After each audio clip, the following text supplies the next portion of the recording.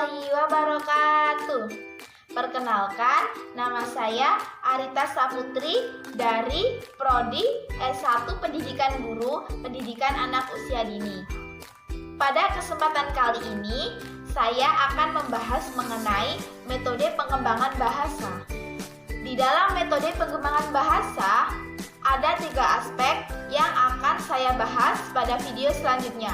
Yang pertama, mengenai hakikat metode bercerita. Yang kedua, metode bercerita dengan alat peraga. Dan yang ketiga, metode bercerita tanpa alat peraga. Yuk simak video penjelasan selanjutnya. Kita akan membahas aspek yang pertama, yaitu hakikat metode bercerita. Apa sih hakikat metode bercerita itu? Jadi, hakikat metode bercerita adalah cara penyampaian atau penyajian materi pembelajaran secara lisan dalam bentuk cerita dari guru untuk anak didik, atau bisa disebut dengan pemberian pengalaman belajar bagi anak TK dengan membawakan sebuah cerita kepada anak secara lisan. Apa saja sih tujuan dari metode bercerita? Tujuan dari metode bercerita sangat banyak sekali. Yang pertama, dapat melatih imajinasi anak. Ketika anak mendengarkan cerita dari guru, anak akan berimajinasi sesuai dengan cerita yang disampaikan oleh gurunya. Yang kedua, mengasah pengembangan bahasa. Manfaat dari metode bercerita. Apa saja manfaatnya? Yang pertama, melatih daya serap atau daya tangkap anak. Yang kedua, melatih daya pikir anak. Yang ketiga, melatih daya konsentrasi anak TK. Yang keempat, mengembangkan daya imajinasi anak. Jadi anak-anak akan berimajinasi sesuai dengan cerita yang disampaikan oleh guru.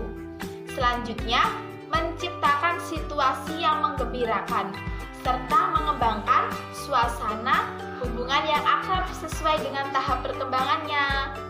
Yang terakhir, membantu perkembangan bahasa anak dalam berkomunikasi secara efektif dan efisien sehingga proses percakapan menjadi komunikatif.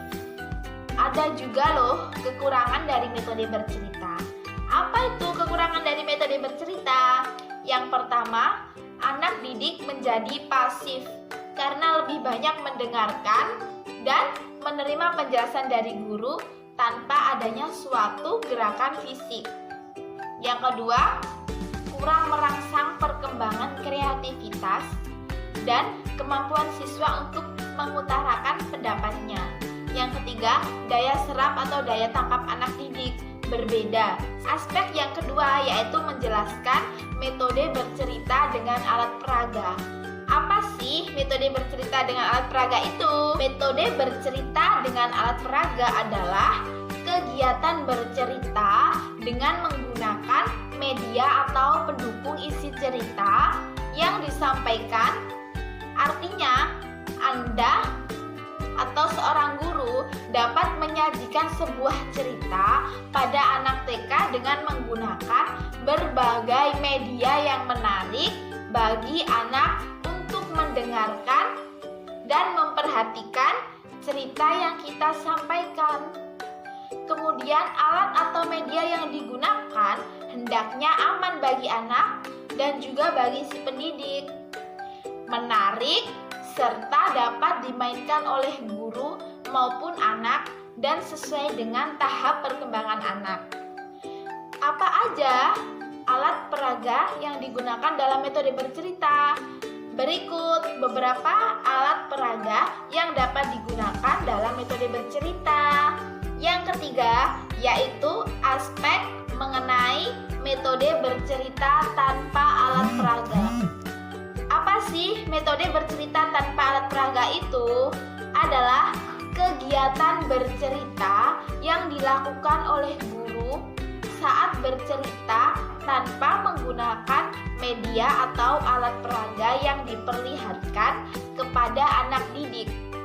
Artinya, kegiatan bercerita yang dilakukan guru hanya mengandalkan suara, mimik wajah, pantuk, atau gerakan tubuh. Kesimpulannya yaitu kita sebagai pendidik harus semaksimal mungkin dalam menggunakan berbagai metode bercerita agar anak didik dapat merasakan dan menikmati cerita yang kita sampaikan dengan nyaman dan menyenangkan.